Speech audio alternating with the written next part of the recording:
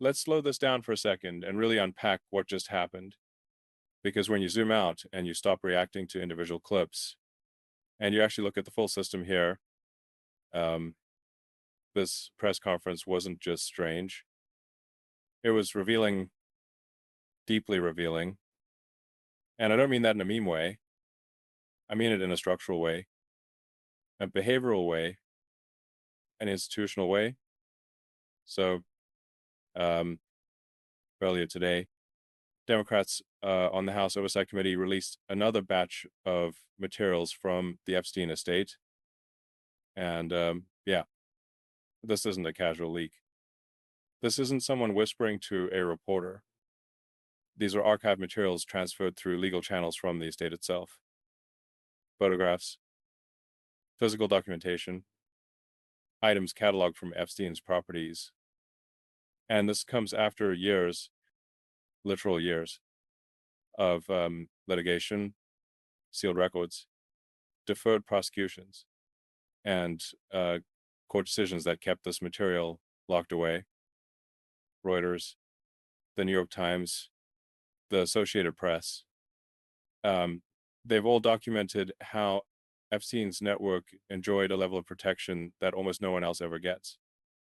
And in this latest release, there are multiple photographs that include Donald Trump, not just one, multiple, some in group settings, some on planes, some in environments that, yeah, raise serious questions when you understand how Epstein operated. And let me be very clear here, because precision matters. A photograph alone does not prove a crime, but photographs don't exist in a vacuum. They become evidence when you combine them with timelines, patterns, testimony, and physical objects. That's how investigations actually work. That's how reality works. Now, Trump was asked about this live in the Oval Office, not at a rally, not on social media, in the Oval Office with the seal behind him. And his response isn't curiosity. It isn't concern. It isn't even controlled denial. It's reflexive, immediate. He says, I know nothing about it. There were new Epstein photos released today showing you and also Bill Clinton, Steve Bannon. What were your reaction to those new photos that were released Well, today? I haven't seen it, but I mean, everybody knew this man. He was all over Palm Beach. He has photos with everybody. I mean, almost there are hundreds and hundreds of people that have photos with him. So that's no big deal. I know nothing about it. And from a systems perspective, this is where alarms start going off. Because when someone claims zero knowledge while simultaneously normalizing proximity, that's not a defense. That's leakage. That's someone trying to dilute significance by flooding the environment with noise. There's actually a term for this in crisis communication theory. This is called normalization through saturation. You take something potentially damaging and you reframe it as universal. Everyone did it. Everyone was there. It's no big deal. That doesn't answer the question. It just tries to make the question seem illegitimate. And then we get to the behavior. And yeah, behavior matters, especially under pressure. During the same press conference, Trump visibly nods off, eyes closing, head dipping. This isn't spin. It's on video. And then almost instantly, there's a switch. Sudden energy, rapid speech, and he puts on a cowboy hat. Thank you. Thank you very much. Let's see, what do I do with that strap?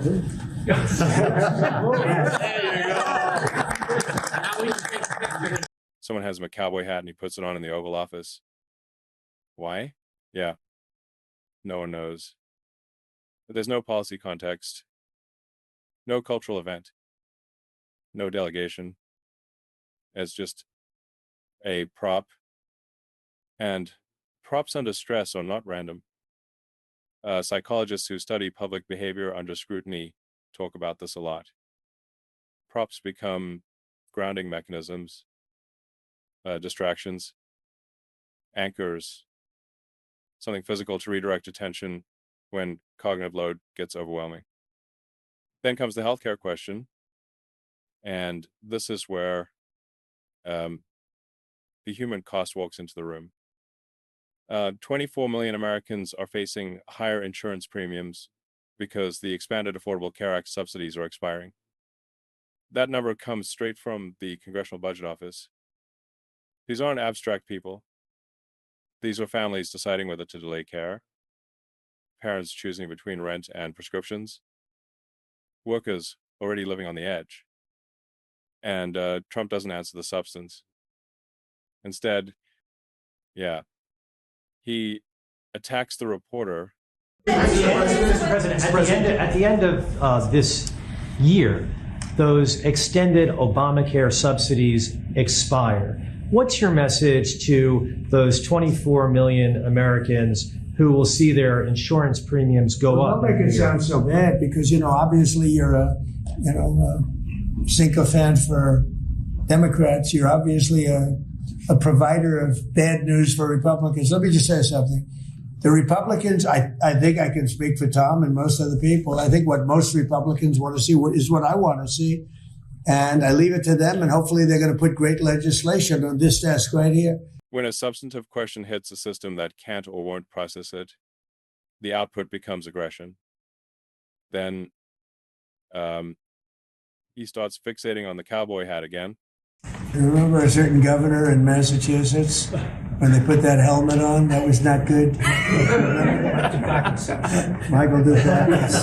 Yep. They put that helmet on. That was the end of his political career. Okay. That's Talking about another politician wearing a helmet once and how it ended their career. This isn't linear reasoning. This is associative thinking. Loose connections forming in real time. And then, without any transition at all, he brings up land strikes on Venezuela, and then expands it to land strikes on horrible people. You talked about land strikes happening soon. Is there anything at this point that can prevent that? And is the objective, if you make that decision? Well, I don't want to say that, but it's not only land strikes on Venezuela. It's land strikes on horrible people. Just drops it into the conversation.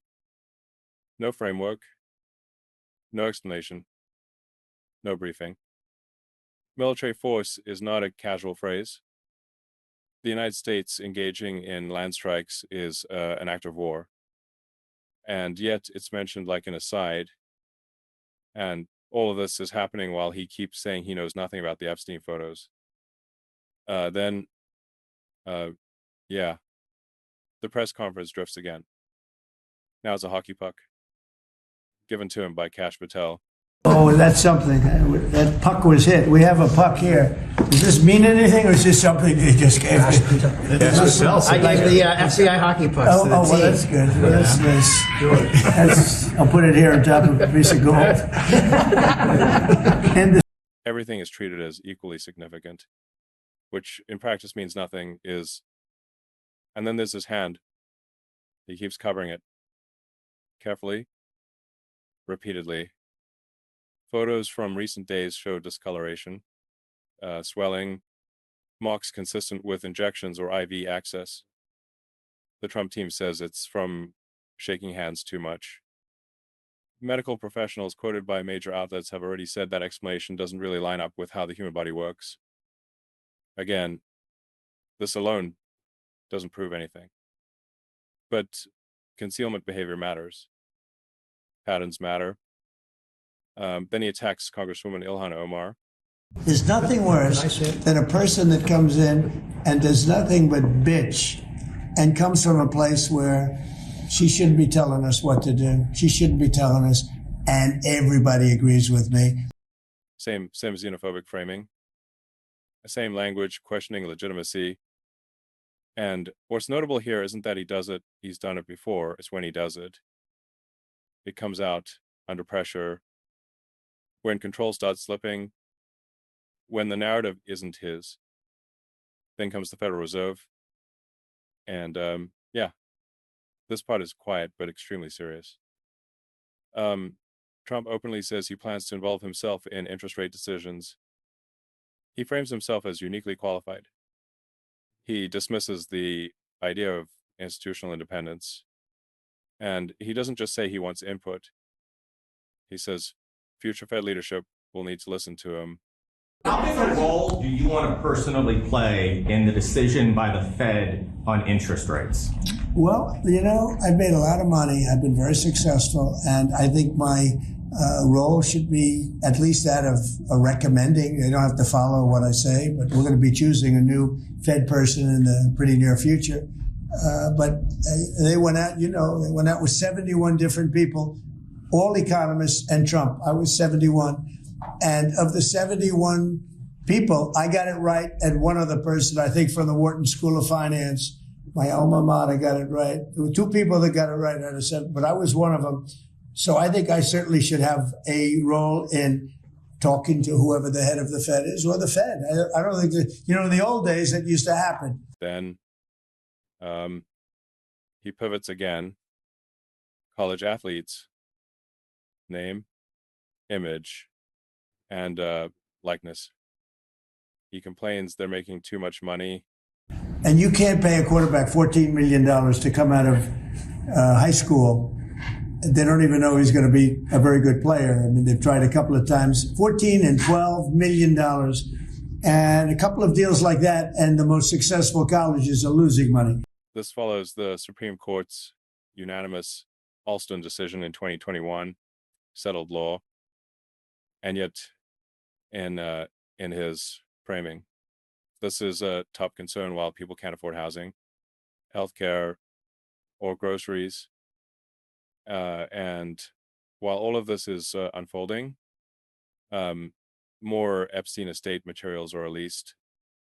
Additional photographs, items cataloged from Epstein's properties, massage equipment, latex gloves, restraints labeled explicitly, gags, cartoons depicting underage girls, faces redacted to protect victims. That detail matters. This process is being handled carefully to avoid re-traumatization. Congressman Garcia confirms roughly 95,000 photographs were received from the Epstein estate.